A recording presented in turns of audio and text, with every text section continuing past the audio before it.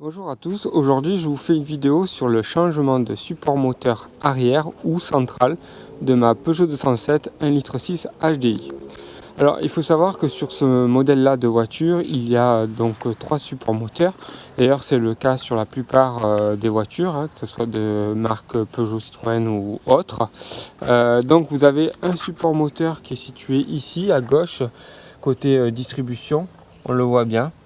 Vous avez également un support moteur qui est situé dessous la batterie au niveau de la boîte de vitesse. Et vous avez ce support là qui est lui central, qui est derrière le moteur là, derrière le moteur, qui est en dessous en fait. En dessous, il faudra d'ailleurs qu'on soulève la voiture pour pouvoir y accéder, qui est en dessous en position centrale. Alors bien entendu ces deux supports moteurs, eux, ils évitent que le moteur il s'affaisse. Le support central qui est d'ailleurs ici, je vous le montre, il se présente comme ça. Lui il évite un basculement du moteur, une oscillation d'avant en arrière, un basculement comme ça si vous préférez. Voilà. Alors pourquoi je veux changer ce support moteur? En fait, je trouve que ma voiture a des vibrations assez importantes lorsque je démarre ou lorsque je l'éteins. Alors ça peut être, ce support moteur peut être la cause de ce problème-là, mais pas uniquement. Dans le sens que effectivement, je peux aussi avoir ces vibrations peut-être dues à un volant moteur qui commence à être usé, à être défectueux, parce qu'il faut savoir qu'il est d'origine et que ma voiture, attendez que je dise pas de bêtises, elle a 15 ans, oui, et 187 000 km maintenant. Donc effectivement ça peut être le volant moteur, ça peut être la poulie damper, ça peut être aussi un problème peut-être au niveau des injecteurs ou du circuit de carburant dans sa globalité. Mais quoi qu'il en soit, je vais vous le montrer, mais moi je suis déjà passé sous la voiture et j'ai déjà remarqué que ce support moteur il était bien attaqué. Donc celui-là qui est en place, là je vous montrerai tout à l'heure. Les causes peuvent être multiples par rapport à ces vibrations que je ressens au démarrage et à l'arrêt. Voilà. Donc c'est la raison pour laquelle je vais déjà commencer par ça, le plus simple, et puis je poursuivrai, si j'ai toujours de grosses vibrations, mes investigations sur d'autres éléments de la voiture. La seconde étape consiste à vous expliquer comment en fait on décèle que ce support moteur, je répète, ce support moteur arrière central est défectueux.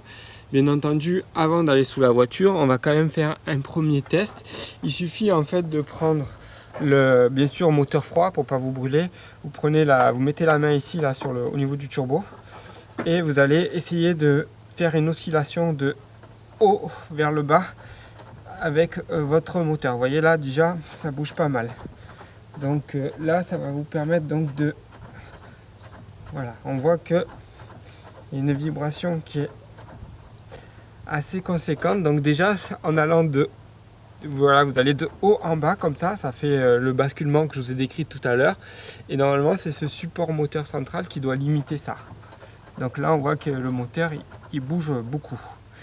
Alors la deuxième façon de voir si ce support moteur est en cause, c'est tout simplement de regarder, d'observer votre moteur voilà, en vous mettant devant lui là comme ça, et que quelqu'un démarre votre moteur et le voir en fait, voir les oscillations, voir de quelle manière il vibre, de quelle manière il bouge, et ça peut vous donner aussi un indice sur ce support moteur.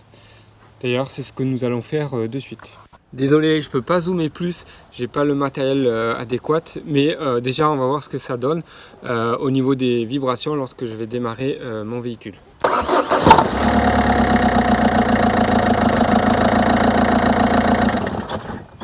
Vous avez vu, je ne vous ai pas raconté d'histoire, on voit clairement que lors du démarrage, le moteur il bouge assez fort. Je pense que ça vient de ce support moteur, peut-être des autres aussi d'ailleurs qui devront être changés, et le volant moteur lui doit pas être aussi tip top. Maintenant la prochaine étape c'est de passer sous le véhicule et d'observer aussi ce qui se passe au démarrage en filmant le support moteur en question. Et puis on procédera par la suite à son changement. Une fois que vous avez soulevé la voiture, que vous l'avez bien sécurisée avec des cales avec des chandelles. Là il y a cale et chandelle, et de ce côté c'est pareil.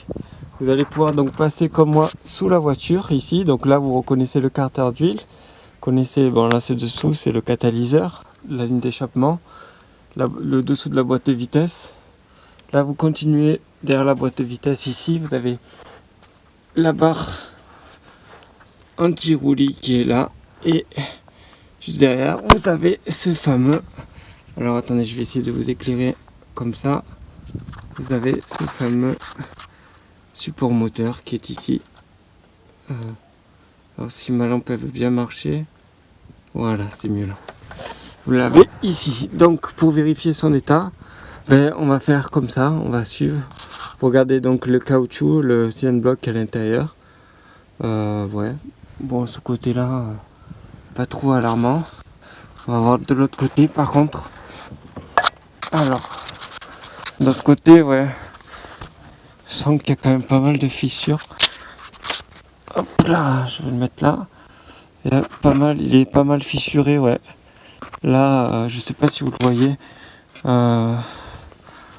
Ouais, il a l'air, ouais, il est fissuré. Bon, bref, de toute façon, on va voir, hein, on va le changer. Je pense qu'il est pas terrible. Regardez, j'arrive à le bouger comme ça. Ouais. Il bouge. Ouais, il bouge bien. Bon, je vais mettre la caméra, comme je vous disais tout à l'heure, pour pendant qu'il démarre. Alors, pendant le démarrage, pardon, pour voir si l'oscillation elle est bien ressentie à ce niveau-là. Ça va me donner un indice supplémentaire.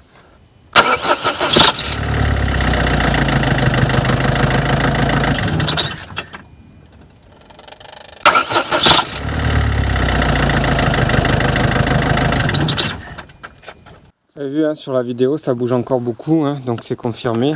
Donc moi je vais le changer, ce support. On verra le résultat après en faisant le test. On fera un test visuel, voir si ça a changé quelque chose au niveau de ces vibrations, de ces mouvements de moteur même.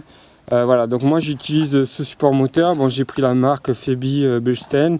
C'est la référence B25.32B. Donc pour ce faire, vous avez deux vis, deux écrous.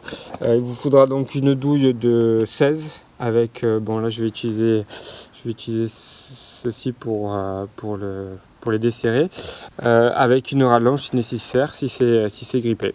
Avant de desserrer les écrous, j'ai quand même soutenu légèrement, donc j'ai pas relevé, hein, juste mis en support mon cric au niveau avec une cale au niveau du carter d'huile, pour éviter que le moteur aille en arrière et que je sois embêté lorsque je vais défaire le support moteur pour mettre le nouveau.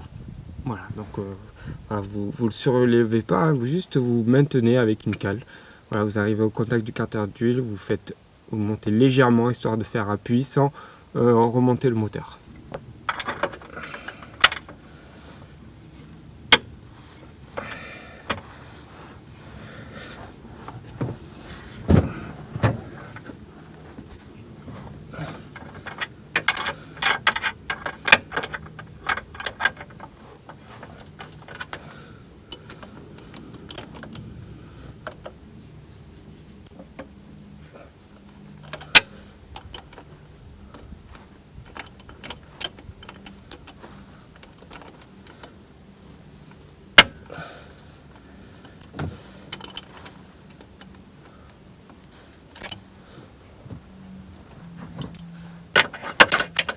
Donc je finis au cliquet maintenant qu'il est desserré.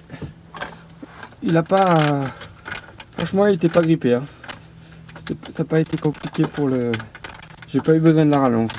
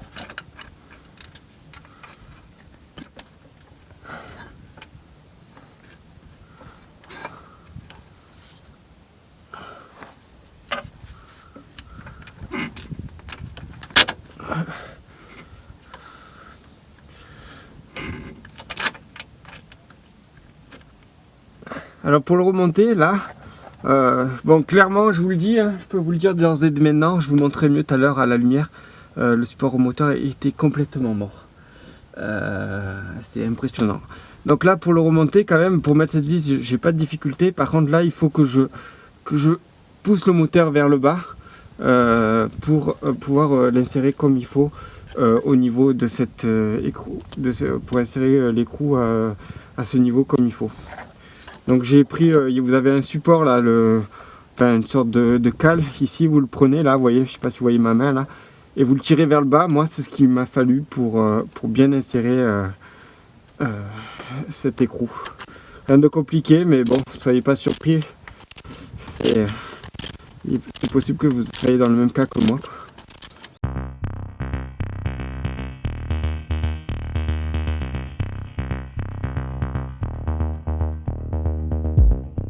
Oh là là, je suis arrivé en bout de course.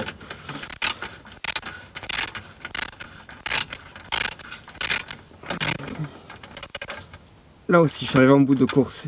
Il me reste à faire un serrage à la clé dynamométrique. Et pour ces deux écrous, il faut un couple de serrage de 60 Nm.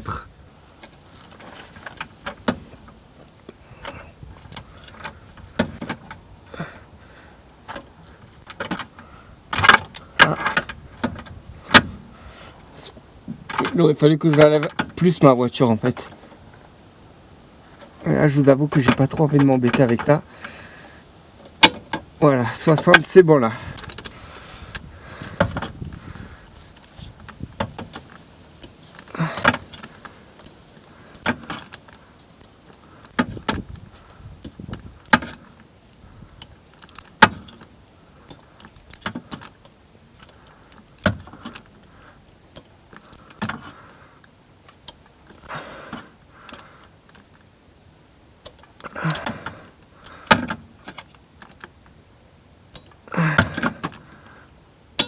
Voilà, 60 aussi. C'est assez serré. Bon, ben je vais enlever mon cric avec la cale qui soutient le carter d'huile. Et je vais filmer maintenant comment ça se passe lorsque je démarre ma voiture.